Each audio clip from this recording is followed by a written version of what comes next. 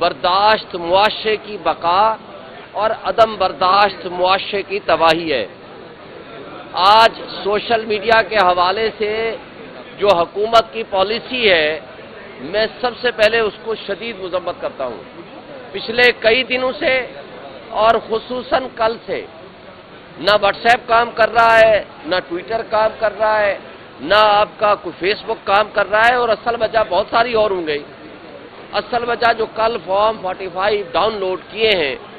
اور اس کے اوپر جو کمنٹس آ رہے ہیں اور جس طرح کی بات چیت جاری ہے، وہ میرا خیال ہے اس کو ایوائڈ کرنا، اور آپ صحافیوں کے سوالوں کا جواب دینے سے کترانے کی غرض سے میرا خیال ہے کہ انہوں نے اس کو ڈاؤن لوڈ کر دیا ہے۔ جتنے اربوں روپے کا روزانہ لاس ہو رہا ہے، یہ جو کچھ اس کے ذمہ داران ہیں، میں ان کو وارن کرتا ہوں کہ کیا آپ ملک کے ساتھ محب وطن ہیں، کیا آپ ملک سے محبت کرتے ہیں، یا آپ ملک کی تباہی ڈالنا چاہتے ہیں؟ تو اس لیے یہ ضروری ہے کہ تمام کنسرن لوگ اس کو فوری طور پر ریسٹور کریں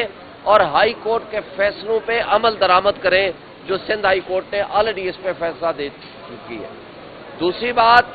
جو آج سپریم کورٹ نے فیصلہ دیا ہے ذوالفقار علی بھٹو ریفرنس کا، میں اس کو اپریشیٹ کرتا ہوں، مگر اس کے ساتھ میرے دو سوال ہیں۔ ایک یہ کہ کیا پاکستان میں انصاف حاصل کرنے کے لیے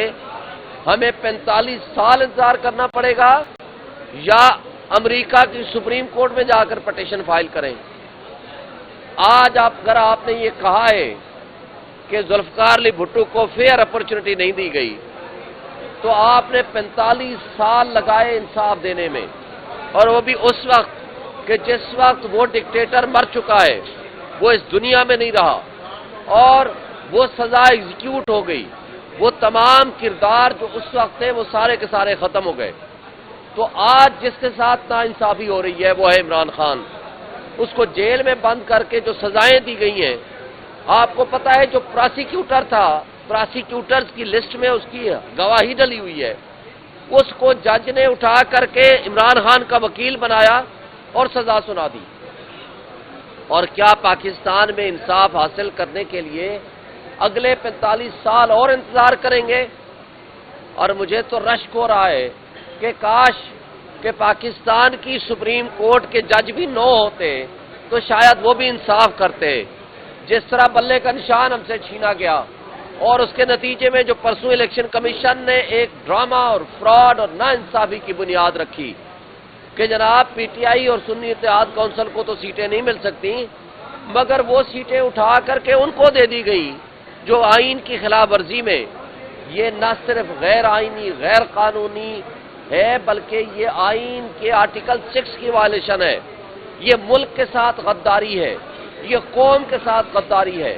یہ آئین شکنی ہے جو الیکشن کمیشن نے کی ہے۔ اس کے ساتھ جو کل جھوٹ کا پلندہ الیکشن کمیشن نے سامنے لے کر آیا، اس حوالے سے جتنا کچھ آپ کے سامنے وہ ریکارڈ آ چکا ہے، اس کی پوری تفصیلات ہم وائٹ پیپر کی صورت میں شائع کریں گے۔ مثلا میرے حلقے میں تقریباً ہر پولنگ اسٹیشن پہ وہ انہوں نے میرے مد مقابل کے ووٹ بڑھانے کے لیے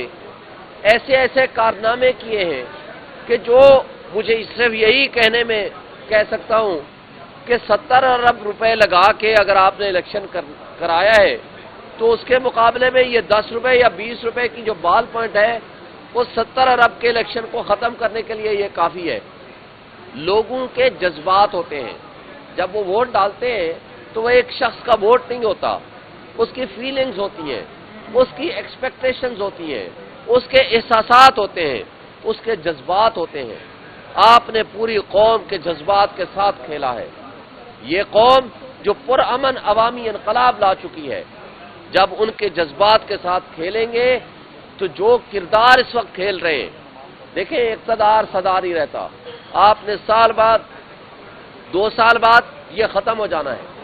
لیکن اللہ کے ہاں بھی آپ کی جواب دہی ہے۔ یہ جو چوری اور ڈکیتی کی ہے،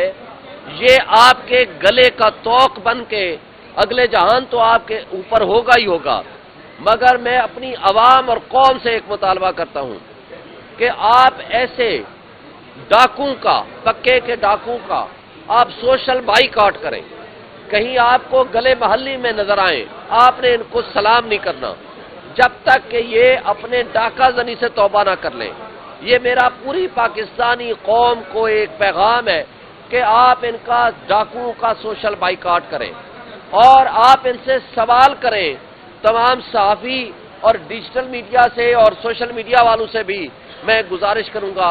कि जो आपके पास फॉर्म 45 आ चुके हैं, जो असल है, और उसके बदले में ये जो नकल आ चुके हैं, उनसे जरूर सवाल करें और सवाल करना ना छोड़ें। और ये है वो अवेयरनेस जो आपके जरिए से कौम को पहुंची है और आज कौम उठ खड़ी हुई है। और आखिरी बात कि इंशाअल्लाह इनके खिलाफ हम FIR भी कटाएंगे। वो रिटर्निंग अफसर, उनके सहूलतकार, वो जेलों में भी जाएंगे, उनको नौकरियों से भी निकालेंगे और इनका इक़्तिदार का भी खात्मा करेंगे। अब हमारे पास मुकम्मल सबूत आ चुके हैं और इंशाअल्लाह इसी एक बात के साथ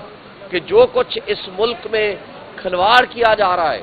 इक़्तिदार हासिल करने के नाम पे, ये वो जुल्म है जिसके खात्मे के लिए आज कौम उठ खड़ी हुई है, इमरान खान के VN के साथ खड़ी है। और इंशाअल्लाह ताला हम उसके इमरान खान के सिपाही और मैसेंजर के तौर पर हम कौम को ये पैगाम भी दे रहे हैं और उनको उजागर और शऊर भी कर रहे हैं। और इंशाअल्लाह ताला ये सफर हमारा जारी रहेगा। हम हर मौके पे एहतजाज भी करेंगे, खा वो पार्लियामेंट हो, खा वो पार्लियामेंट के बाहर हो, खा वो धरने की सूरत भी देनी पड़ी, तो इंशाअल्लाह हम उसके लिए भी तैयार हैं।